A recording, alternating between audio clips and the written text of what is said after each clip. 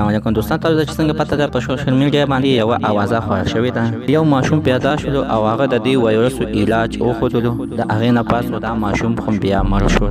د دغه ماشوم مور خو بیا مړه شوله. دې نه مخکې چې تاسو ته زه مکمل معلومات درکړم چې دا رښتیا ده او که نه.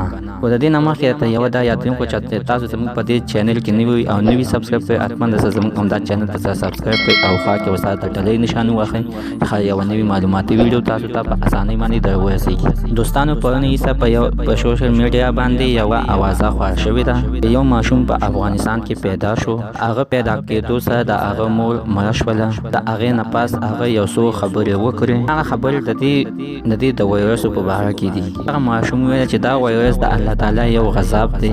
کوم کسان چې د مازدیګر نه مخکې تور چای څښي ته به دا وایرس نه لګي. هغه به د دې بیمارۍ نه بالکل پاک وي. د دې خبرو نه وروسته بیا دا ماشوم مړ شو. د دغې نه پس بیا په پاکستان کې هم دا اوازه خپره شوله چې په پاکستان کې هم یو ماشوم پیدا شوی دی. هغه په بنو کې و. هم د دغې د وایرس علاج وښودلو، هم د دغې نه پس بیا مړ شولو. ماشوم ویلې چې د کم کسان چې د مازدیګر نه مخکې شنې چای څښي یعنې کاوس کې، هغه ته به دا وایرس هېڅ نقصانات نه رسوي. هغې نه پس هغه ماشوم هم بیا مړ شولو.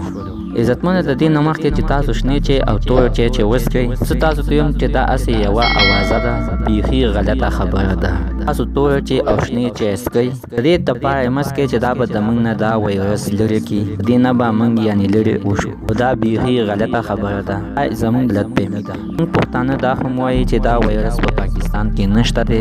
دا ډالرو ته چل دی.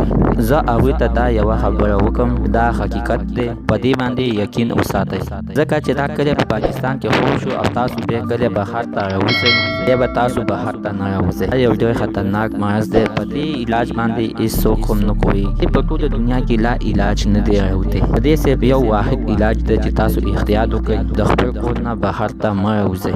خپل حکومت سره پوره مرسته وکړئ، ځکه چې همدا حکومت زموږ دپاره لګیا دی. دې نه مخکې چې تاسو په دې خبرو باندې یقین وکړئ، تاسو د دې په باره کې مکمل معلومات حاصلوئ، هغې نه پس په دې خبرو باندې یقین کوئ. نننۍ ویډیو زموږ ته تر دې پورې وه. امید لرم چې تاسو به په دې ویډیو باندې پوه شوي وئ. زموږ دا ویډیو نور ملګرو سره هم شیر کړئ چې هغوی ته هم د دې خبرې پته ولګي، هغوی هم په دې غلطو اوازو باندې یقین ونه کړي.